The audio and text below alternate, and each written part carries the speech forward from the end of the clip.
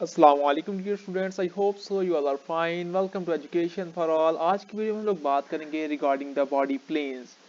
So let's start. There are three body planes which lie at right angle to each other. हमारी body को तीन planes में divide किया जा सकता है. इसका purpose क्या है?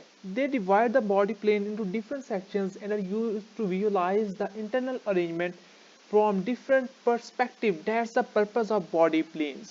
तो आज की वीडियो में हम लोग जो है फर्स्ट लेक्चर उसे कवर कर देंगे. जैसा कि आप जानते हैं कि पहली वीडियो में हमने जस्ट इंट्रोडक्शन किया, what is anatomy, what is physiology, level of structural complexity के बारे में हम लोगों ने स्टडी किया. So what is median plane? When the body is divided into left and right halves to the midline, it has been divided in the median plane. जब body को right और left half में divide करने वाला जो plane है, या जब हम body को right और left half में divide कर देते हैं, तो जिस plane से हम लोग divide करते हैं उसे median plane कहा जाता है. और sagittal plane भी बहुत important है कि what is sagittal plane? A sagittal section is any section made parallel to the median plane. Median plane के जो भी parallel section होगा उसे sagittal section कहेंगे. Median plane तो दरमियान से होगा. अब median plane के parallel कहीं से भी आप एक section लेंगे उसे हम लोग कहेंगे sagittal section. I hope so you get my point. जिस भी पॉइंट की समझ नहीं आती आपने फौरन जो है वो नीचे कमेंट कर देना है, इंशाल्लाह आई विल आंसर.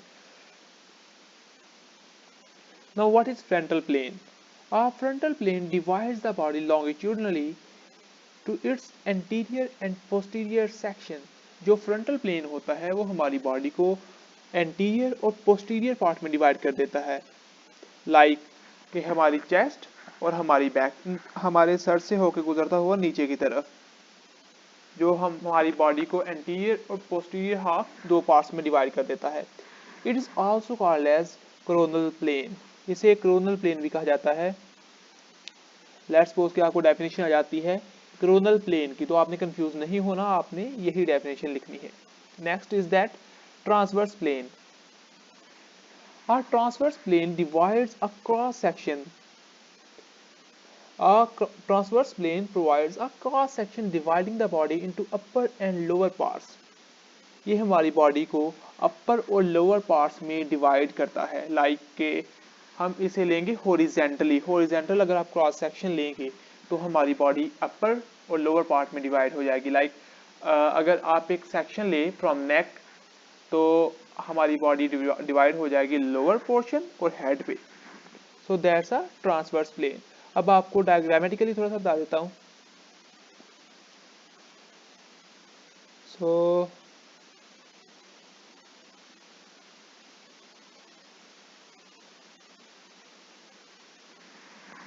ये देखिए, first of all this is median plane जो कि हमारी बॉडी को राइट और लेफ्ट हाफ में डिवाइड कर रहा है. दिस इज फ्रंटल प्लेन जिसे कोरोनल प्लेन भी कहा जाता है. क्या? जिसे कोरोनल प्लेन भी कहा जाता है. ये हमारी बॉडी को एंटीरियर और पोस्टीरियर पार्ट में डिवाइड कर रहा है. So any section taken parallel to the median plane is called as sagittal plane. Okay, you get my point. ये देखिए, A sagittal section is any section made parallel to the median plane. So यहाँ पे diagram पे आए, ये है median plane. ये क्या है? Median plane. और इसके पैरेलल क्या है? Sagittal plane. सैजिटल प्लेन आप कहीं से भी लेंगे, वो आप कहीं से भी ले सकते हैं. मीडियन प्लेन हमेशा आप मिड से लेंगे. और देखते हैं ट्रांसवर्स प्लेन. ट्रांसवर्स प्लेन हमारी बॉडी को डिवाइड करेगा हॉरिजेंटली. ट्रांसवर्स प्लेन के लिए जरूरी नहीं है कि वो मिड से हो, वो कहीं से भी हो सकता है.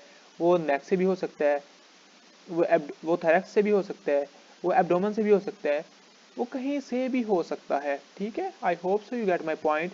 आपको समझ आ गई होगी कि what is sagittal plane, what is median plane, what is frontal plane and what is transverse plane. So let's move to the body cavities. हम बॉडी कैविटीज इसको देखते हैं कि हमारी बॉडी में कितनी कैविटीज होती हैं simply. So this is first one is cranial cavity, cranial. Second is thoracic cavity, ये thoracic cavity.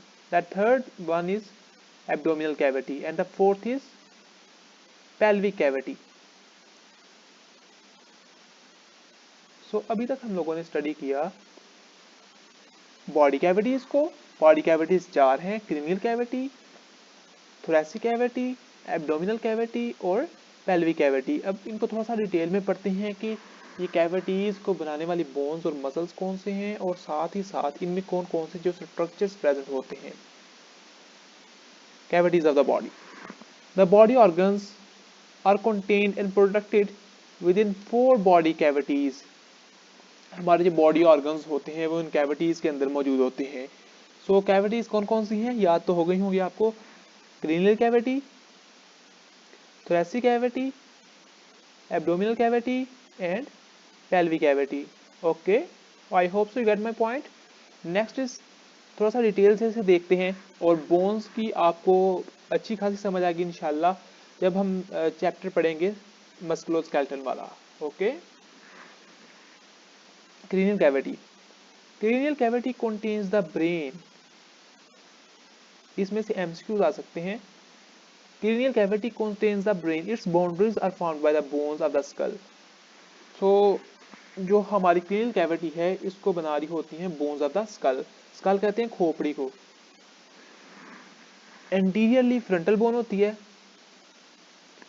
लेटरली जो है वो टेम्पोरल बोन्स होती हैं, बैक साइड पे पोस्टीरियरली ओसिपिटल बोन होती है और सुपीरियर जो है वो पैराइटल बोन्स होती हैं।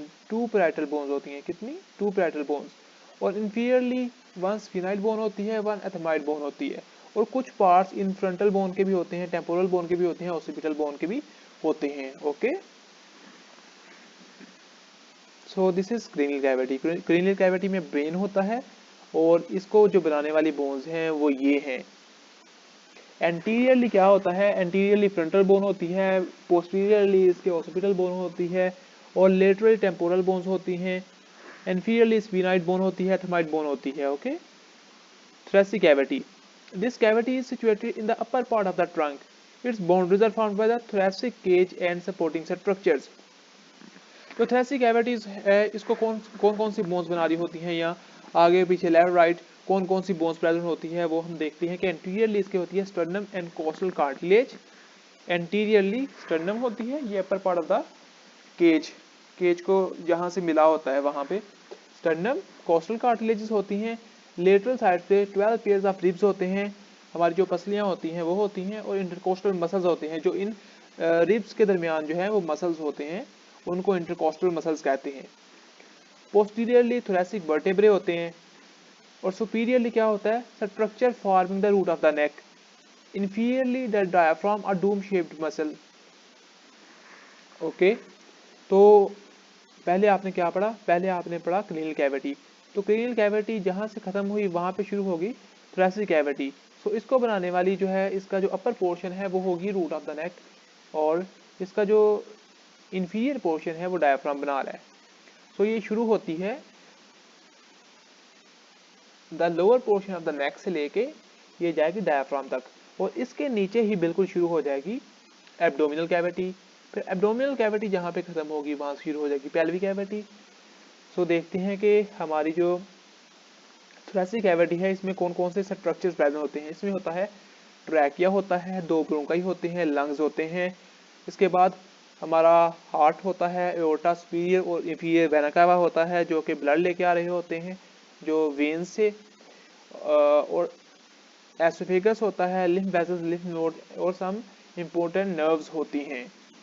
अब आपने पढ़ा होगा अक्सर कि मेडियास्टिनम, आपने मैट्रिक में भी पढ़ा है कि मेडियास्टिनम, फिर आपने एफएससी में भी पढ़ा। तो mediastinum, what is mediastinum? Mediastinum is the space between the lung. फेफड़ों के दरमियान जो जगह होती है उसको मेडियास्टिनम कहते हैं, जिसके अंदर हमारा दिल होता है या फिर जो है वो ट्रैकिया पास आउट होकर डिवाइड कर रहा होता है ब्रोंकाइज में। Next is the abdominal cavity. So जहाँ पे ये वाली कैविटी खत्म होगी, थोरेसिक कैविटी खत्म होगी, वहाँ पे शुरू होगी हमारी एब्डोमिनल कैविटी। और हमारी जो सबसे लार्जेस्ट कैविटी है वो है एब्डोमिनल कैविटी। क्या कौन सी कैविटी हमारी लार्जेस्ट है? Abdominal cavity is the largest cavity of our body. और ये ओवल शेप होती है। और इसकी बाउंड्रीज देख लेते हैं कि इंटीरियरली, सुपीरियरली, लेटरली कौन कौन सी चीजें इसे मिलके बना रही होती हैं और कौन कौन से जो ऑर्गन्स हैं वो इसमें प्रेजेंट होते हैं। सुपीरियरली इसमें होता है डायाफ्राम। मैंने कहा था ना, जहाँ पे वो कैविटी शुरू हो खत्म होगी वहीं से दूसरी कैविटी शुरू होगी। सो सुपीरियरली डायाफ्राम है which separates it from the thoracic cavity. Anteriorly इसके क्या है? Muscles forming the anterior abdominal wall. सामने की तरफ क्या होगा जी? सामने की तरफ डेफिनेटली मसल्स होंगे एब्डोमिनल वॉल के। पोस्टीरियरली अगर देखें तो लंबर वर्टेब्रेस होंगे, मसल्स होंगे जो कि पोस्टीरियर वॉल को बना रहे हैं। लेटरली लोअर रिब्स हैं और part of muscles of abdominal wall है। और अगर नीचे वाली तरफ देखें तो ये पेल्विक कैविटी के साथ कंटिन्यूस होती है हमारी। जिस तरह हमने पढ़ा, डायाफ्राम जो हो रहा होता है वो फ्लोर बना रहा होता है ऑफ द थोरेसिक कैविटी और रूफ बना रही होती है ऑफ द एब्डोमिनल कैविटी। इसी तरह इंफीरियरली जो थोरेसिक कैविटी है, एब्डोमिनल कैविटी उसके जो इंफीरियर है वो कंटिन्यूस होती है विद द पेल्विक कैविटी। अब देखते हैं कि एब्डोमिनल कैविटी को हम लोग 9 रीजन्स में भी डिवाइड करते हैं, जो कि बहुत ही इंपॉर्टेंट है। इसमें से सवाल भी आ सकता है, सवाल आए ना आए, लेकिन आपको पता होना चाहिए कि कितने रीजन्स हैं। सो इसके 9 रीजन्स में से डिवाइड किया जाता है। Right hypochondrium, left hypochondrium, right flank, left flank, right iliac fossa, left iliac fossa, epigastric, umbilical region, hypogastric region. So these are the 9 regions of the abdomen. I hope so कि आपको याद भी हो गए होंगे। Right hypochondrium, left hypochondrium, right flank, left flank, right iliac fossa, left iliac fossa, epigastric, umbilical region और ये हो गया हाइपोगैस्ट्रिक। अब कंटेंट देख लेते हैं कि हमारे एब्डोमिनल कैविटी में कौन कौन से कंटेंट होते हैं। अच्छा, इनको ना डिवाइड इसलिए करते हैं रेंजेस में या कैविटीज में, ताकि हमें पता हो यार कौन कौन सा जो ऑर्गन है वो इस कैविटी में लाई कर रहा है। आपने कोई डायग्नोज करना है, लाइक कि कोई पेशेंट कह रहा है कि मेरी चेस्ट में पेन हो रही है, तो आपको पता हो यार चेस्ट में ये वाले ऑर्गन्स प्रेजेंट होते हैं। एब्डोमिन का अगर कोई इशू आ रहा है तो आपको इतना तो पता हो ना कि ये ऑर्गन्स हैं और यहाँ पे मसला हो सकता है। I hope so you get my point. Next move to content of the abdominal cavity. इसमें जो कंटेंट है वो है stomach, small intestine, most of the large intestine, liver, gall bladder, bile ducts and pancreas. Most of the abdominal cavity is occupied by the organs and glands of the digestive system. इसमें mostly जो है वो organs होंगे और जो glands होंगे वो हैं डाइजेस्टिव सिस्टम के। नेक्स्ट एप्लीन होगा, किडनीज होंगी, एड्रिनल ग्लैंड्स होंगे, न्यूमरस ब्लड वेल्स होंगे, लिव वेल्स होंगे और नोड्स होंगे। इसी तरह कुछ नर्व्स भी होंगी डेफिनेटली। अब जो हम लोगों ने रीजन्स पढ़े आप उसे रिवाइज कर लें। वो है left hypochondrium, right hypochondrium, right flank, left flank और right iliac fossa, left iliac fossa. जो है फ्लैंक को हम लोग लंबर रीजन भी कहते हैं। ओके, जो फ्लैंक रीजन है उसे हम लोग लंबर रीजन भी कहते हैं। इसी तरह एपिगैस्ट्रिक, अम्बिलिकल रीजन और फिर हाइपोगैस्ट्रिक। सो ये हैं 9 रीजन्स। अब नेक्स्ट जो है लास्ट कैविटी रह गई है हमारी, उसे देखते हैं कि वो कौन सी है। So last one is the pelvic cavity.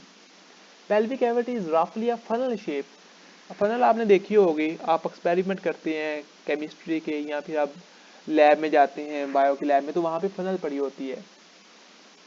तो ये फनल शेप होती है। इट्स बाउंड्रीज जो होती हैं वो देखते हैं कि एंटीरियरली, सुपीरियरली, लेटरली कौन कौन सी जो है मसल्स होते हैं और कौन कौन सी बोन्स से बना रही होती हैं। सुपीरियरली ये कंटिन्यूस होती है एब्डोमिनल कैविटी के साथ। सबसे ऊपर क्रेनियल, उसके नीचे थोरेसिक, उसके नीचे एब्डोमिनल और उसके नीचे पेल्विक। एंटीरियरली जो इसकी होती है वॉल, वो होती है प्यूबिक बोन बना रही होती हैं। लेटरली इसे इनोमिनेट बोन्स बना रही होती हैं। और inferiorly muscles of the pelvic floor से बना रहे होते हैं। नेक्स्ट देख लेते हैं कि इसमें कंटेंट कौन कौन से हमारी बॉडी में प्रेजेंट होते हैं। सो जिस तरह हम लोगों ने क्रेनियल कैविटी के कंटेंट पढ़े, उसके बाद हम लोगों ने पढ़े थोरेसिक कैविटी के कंटेंट। नेक्स्ट हम देखते हैं कि पेल्विक कैविटी में कौन कौन सी चीज़ें प्रेजेंट होती हैं, कौन कौन सी जो ऑर्गन्स इसके अंदर प्रोटेक्टेड होते हैं इस कैविटी के अंदर। वो है sigmoid colon, rectum, anus, some loops of small intestine, urinary bladder, lower parts of the ureter and urethra. These are basically part of urinary bladder. और फीमेल्स के जो रिप्रोडक्टिव ऑर्गन्स हैं वो भी इसके अंदर मौजूद होते हैं, जिनमें हमारे पास आ जाता है uterus, uterine tubes, ovaries and vagina. और मेल की बात कर लेते हैं तो मेल के रिप्रोडक्टिव ऑर्गन्स इसमें प्रेजेंट होते हैं, जिसमें हमारे पास आ जाते हैं prostate gland, seminal vesicles, spermatid cords, ejaculatory duct and urethra. सो ये था आज का टॉपिक। इसे थोड़ा सा रिवाइज कर लेते हैं। आज हम लोगों ने क्या क्या पढ़ा। आज हम लोगों ने पढ़ा बॉडी प्लेन्स। 3 बॉडी प्लेन होते हैं, okay. Median plane, transverse plane and frontal plane. ये हो गए 3 बॉडी प्लेन। उसके बाद हम लोगों ने डिस्कस किया बॉडी कैविटीज को। बॉडी कैविटीज कितनी होती हैं? 4। Cranial cavity, thoracic cavity, abdominal cavity, pelvic cavity. उसके बाद हम लोगों ने पढ़ा कि इसके अंदर कंटेंट कौन कौन से प्रेजेंट होते हैं और कौन कौन से जो वॉल्स हैं इसकी लेटरल, वो कौन सी बोन्स और कौन से मसल्स बना रहे होते हैं। और इसके अलावा हम लोगों ने पढ़ा 9 रीजन्स ऑफ द एब्डोमेन, जो कि आप लोगों को याद हो गए होंगे। तो ये था पहला चैप्टर। ये बेसिकली था इंट्रोडक्शन। इसके बाद हम लोग यूएचएस के कंटेंट के अकॉर्डिंग चलेंगे।